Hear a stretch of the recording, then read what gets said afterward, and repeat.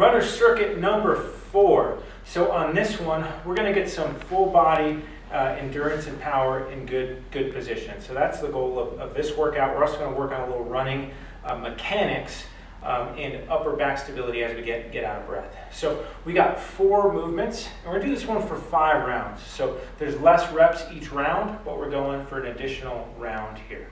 For all of these runner circuits, you can do them barefoot or in socks, depending on the floor you're on. I'm going to wear shoes here because we're going to show an exercise where I want you to hear my foot strike on camera, but I want you to do what you're comfortable with. But at home, barefoot is probably fine.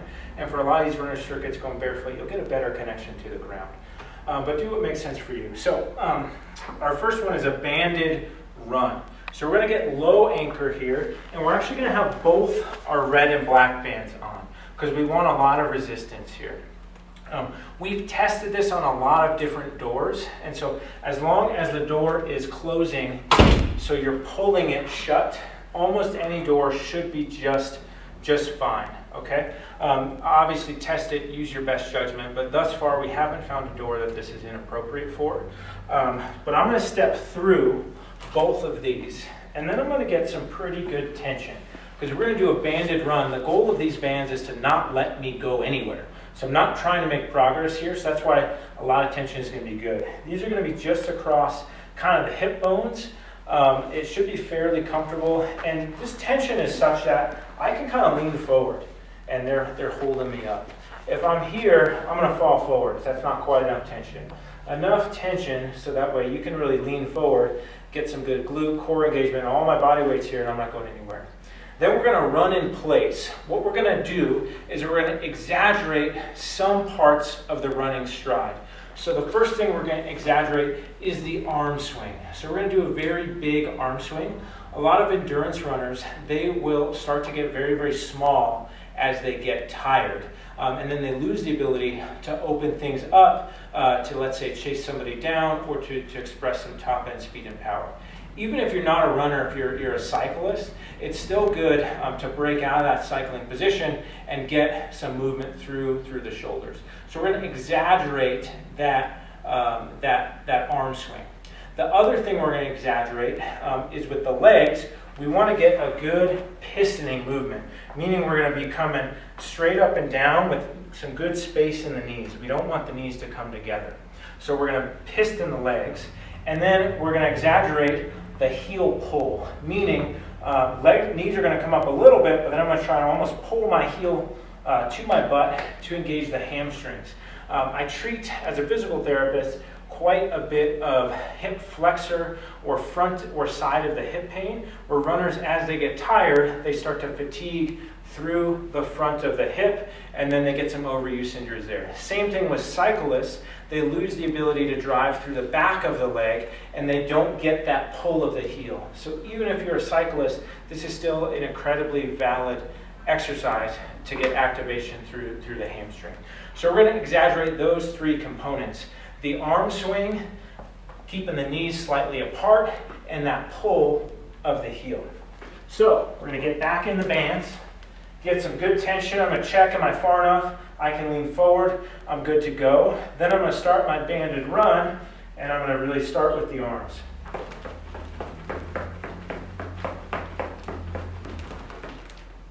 You notice I hit the band with my heel there a couple times. That's okay. The last thing I'll mention to know that you're doing this right is a good tempo with the feet. That's why I'm wearing shoes. So you can hear when I strike, it's a nice even foot strike. It's a good cadence, good tempo, slightly faster than your normal running cadence. If you had a metronome, I guess 180 to 200 strikes a minute. And it's nice and even. We're not out here. We're not harder on one foot than the other. It's a nice even tempo. So that's our banded run. After 20 seconds, as I am now, you should start to get out of breath. But do the best you can to breathe in and out through your nose as you're doing this. The next exercise is going to be a squat jump. So you're going to step out of the bands. You're going to get a good squat stance, maybe a touch wider than normal. You're going to get a good squat to 90 degrees, arms up. I'm going to drive my arms behind me, as I jump and land soft back at 90.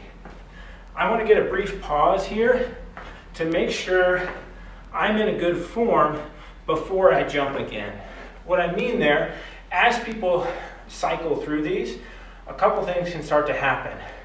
Most often, your feet will start to flare out. That's because you're losing stability through your hips. So keep your feet pretty straight, and each rep, you want to check, are they staying straight? The other one that we see is knees starting to come in. So we want knees out over the ankle and the midfoot. The last one we see is we start to lose depth, meaning we're not at 90 degrees and we start to just be here. So we want to get a good squat jump, even if that means you have to slow down a little bit. And then we finally want a nice soft landing, meaning I don't want a hard foot strike. It should almost be quiet. I'm more concerned about a soft landing than a high jump at first. Once you get that down, then you can start to jump higher and higher. Our third movement is going to be up down. So you may have done a burpee before. We do burpees sometimes, but burpees, people tend to be in a poor position at the shoulder, knee, and ankle. So we're going to upgrade a little bit, make it more specific to the endurance athlete. So we're going to stand slightly wider than shoulder with the feet. And I'm going to place my palms down inside my feet. And then I'm going to come back and forward, stand, squeeze the glutes. Why we like this, it opens up the hips a little bit. We get some dynamic core engagement, and then we get some stability through the shoulders, which is applicable for our swimmers, for our cyclists, and definitely for our runners. All of those athletes can start to lose their upper body position as they get fatigued. Just like with the squat jump, as you progress, we don't want the feet to flare out, because if my feet flare out, then my knees are going to be in like this, which does not look like a good position. So feet stay straight. We have a wide stance, so almost everybody should be able to land feet flat. So practice that before you get going. We want to land with a flat foot rather than a toe landing. Squeeze the glutes at the top to come to full extension. That's our up down. Our final movement, while we're out of breath, we find that a lot of people tend to hunch forward as they get out of breath and fatigued. So we're going to work against that. We're going to sit down at our banded run station. I'm going to take just the red band. I'm going to be maybe 1.5 feet, 2 feet from the door. I'm going to get a grip just outside shoulder width here. I'm going to sit up tall. So I'm going to sit as tall as I can, and then I'm going to pull this so it's behind my neck. Now, with my forearms as vertical as I can, meaning I want to fight for a vertical forearm, I don't want to be here. Vertical forearm, I'm going to press knuckles to the ceiling and back down. Your goal after you start is to not hit yourself in the head or the neck with the band without looking forward. I've defeated the point of the exercise if I do this. Head up, chest up, proud chest, press tall, and back down, vertical forearm. You should feel a whole lot of work back of the arm and shoulder blades. As you're sitting there, try to control your breathing because you're going to be out of breath from all that other work and not lose that position. So those are our 4 movements. We're going to do a 20 seconds banded run and 10 of the others. So I'm going to do 1 round at more or less full speed so you can see how it looks. So I'm going to step in, banded run. We're going to imagine, set a timer on your phone. I'm going to imagine I got a clock for 20 seconds. Come out, I can lean forward, good to go. Now I'm going to start with an exaggeration of the arms, and here we go.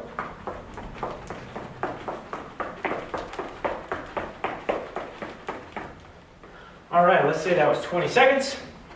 I'm going to try to control my breathing through the nose. Squat jumps, slightly wider, foot straight.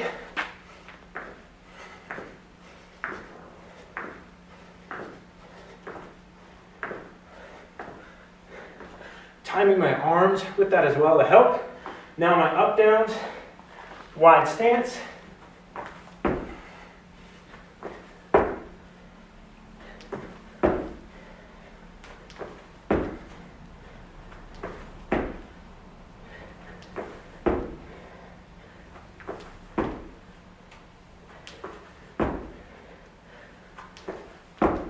Last one.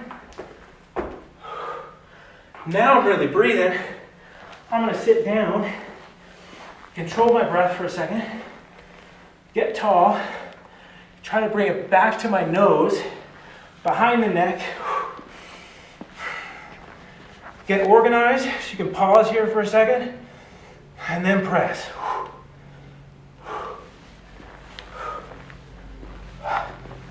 You might start to fatigue, so I'd rather have you rest for a second than lose form. So I just did 6. I'm going to take a second. 3 deep breaths. And then we go again. 1, 2, 4. That's one round. So you got 5.